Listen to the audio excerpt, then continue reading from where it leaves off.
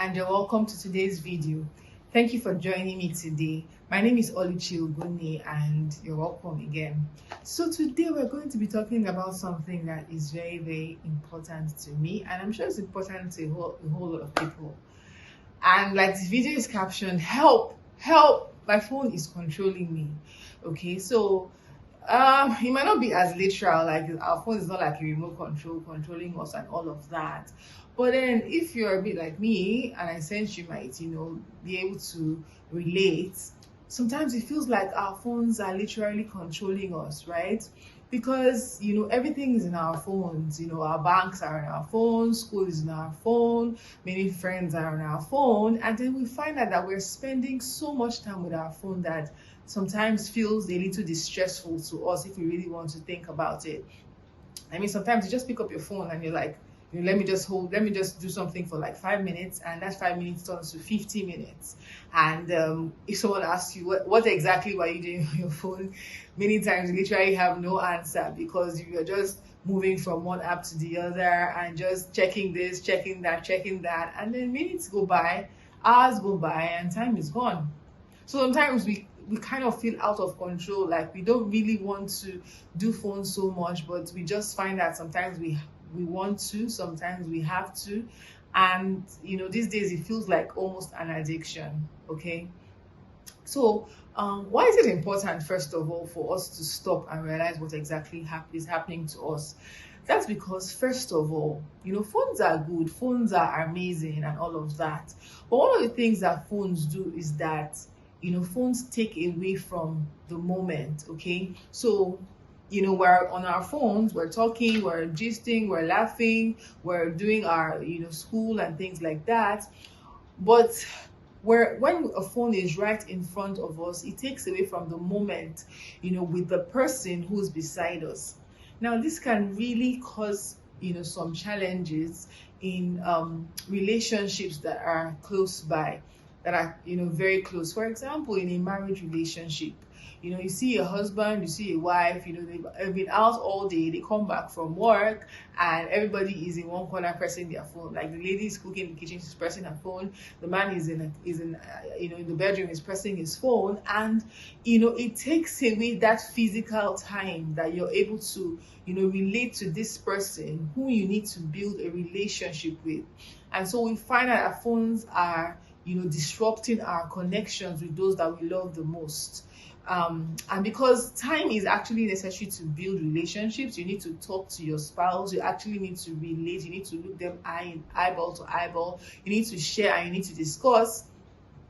But because we're so busy and so occupied, and our phones are so interesting, we find that the time that we actually spend with those we love, it's actually going down. And then over time, over days, over months, over weeks, those relationships kind of begin to break apart, fall apart, and it's like, somehow I don't have anything to tell this person anymore, and it's because we weren't spending time with them. Think about a parent and a child. Okay, phones actually do come between us and our children, because when we're staring at our phones doing our business, or staring at our phones going through social media, we're focused on our phones, we're not focused on those children. And now those children, they want our attention. Okay, they want us to talk to them, they want us to hear them out, and they want to be heard.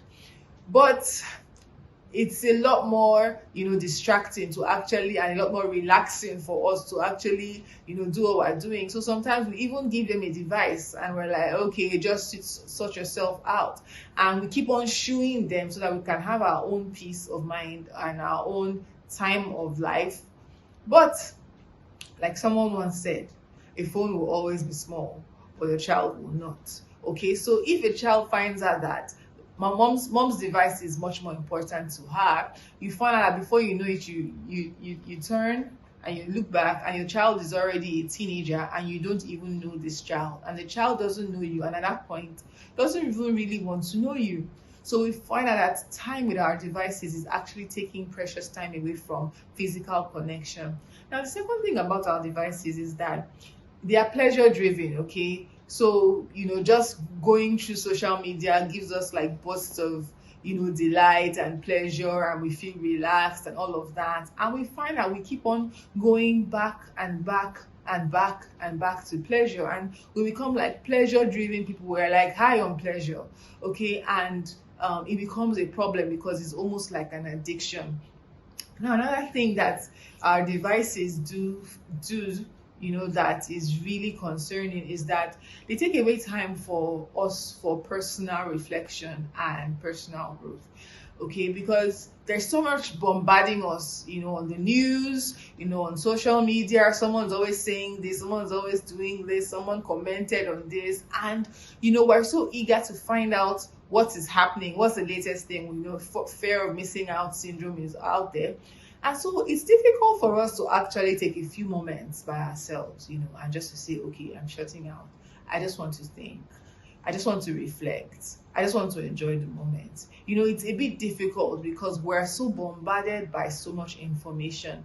And so it's also difficult for us sometimes for us to take out time for personal growth, okay? Because time spent cannot be regained. And when we check the percentage of our time spent on our devices doing all these things, we find that we're not many times making out time for our own personal growth. For example, how much time are you able to take to actually read a book? Yes, some of us say, okay, we're reading our books on our devices, which happens a lot of times. But the truth is that a lot of us, if not majority of us, actually get distracted when we are reading with our devices, because there's something else, there's some other notification that is coming in to distract us, and it takes away from it. Or for example, taking out time to pray, taking out time to study the word of God. Someone once said that one of the greatest uses of social media on the last day will be to prove that prayerlessness was not due to lack of time. I think they said it was someone like Mr. Piper that said that. And that sentence really made a lot of sense, because like if you checked your phone timer right now and said, okay, how many minutes did I spend on this app? You will be amazed. Like you will be amazed. You'll be amazed that you spent like 2 hours literally on a social media app. But then when we say, okay, find 30 minutes to read your Bible, we give excuses. Oh, I'm busy. Oh, I was busy at work. Oh, but we are always, quick to sneak out 15 minutes to check this, comment, and 20 minutes to check the news, and another 20 minutes. It's not something that we just many times plan for. It's just something that happens, like, okay, in between here and here, we have a moment and we grab our, devices and we're checking and we're checking. So we find that our phones take away from, personal growth and from personal development. So what exactly can we do to become better people and to actually take possession of our life? Because like I said, sometimes it feels like our phones have actually literally controlled us. Now, the first thing to do is actually to be able to set your priorities straight, okay? You should be able to say, this is what is important to me, okay? My family is important to me. Having a good relationship with my spouse, having a good relationship with my growing children is important to me. It's important to me to spend time with God, to take out time for devotion.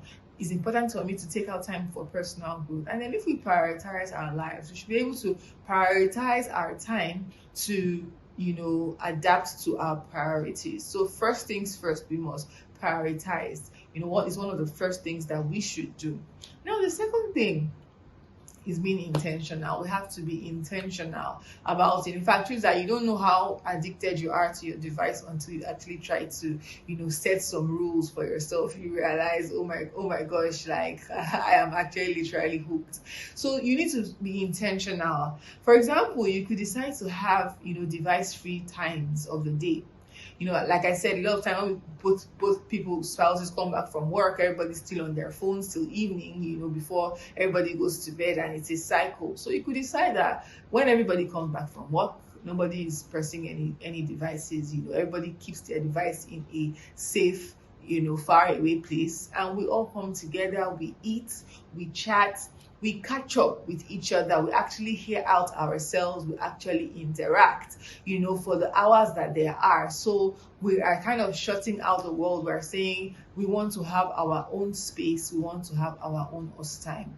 So that in itself can help you to kind of take control, over that period of time, and help you to cultivate those, relationships. So you could even have your device free time could also be in the morning. Some of us, when we wake up, the first thing we're doing is checking our phones. So when it's not absolutely necessary, so we could say, okay, in the mornings before I go to work, those are phone free times. I have to do other things like prepare myself, like have some personal thinking time, but like actually read my Bible and pray. Now, the third suggestion, I actually have is, having a physical book. Okay, so I know that physical books are kind of going out of touch because everything is online and everything is on our devices. But physical books can actually come in handy because at least they are kind of focused. Like it's either a book or it's a book. It's not a book and your social media accounts, attached to it. So you can do your best to take along a book, with you wherever you go. So if you're on a train, or if you're in a bus, or if you're at work, while you're carrying your phone, also carry along a physical book, so that when you feel tempted to just reach for your phone out of boredom, you reach for that physical book, and try to do a page, 2 pages, 3 pages, and try to first of all make it be an interesting book that would keep your attention, so that you don't feel like, okay, I'm bored. But then you find out by the time you do that, you will be able to learn something. You'll be able to grow yourself. You'll be able to actually get new information that will help you to be a better person, and might help you to be more productive, and might just be a form of relaxation for you.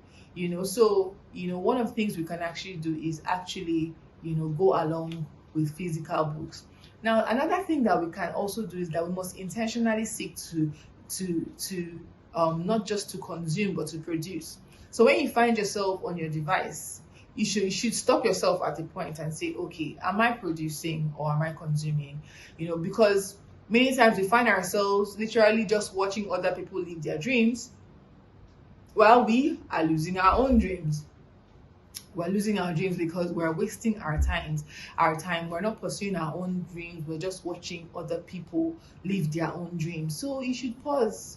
Every day you're online, every day you're on your device, you should pause and ask yourself, am I producing or am I consuming? And if at that point you find that you're consistently consuming, then you need to ask yourself what you can do differently, and how you can actually begin to produce content in whatever form, whether it's writing stories, whether it's whatever it is, such that you can benefit the next person who is going to watch you, or such that is going to be of value, add value to someone's life, or is even going to be able to monetize your own skill.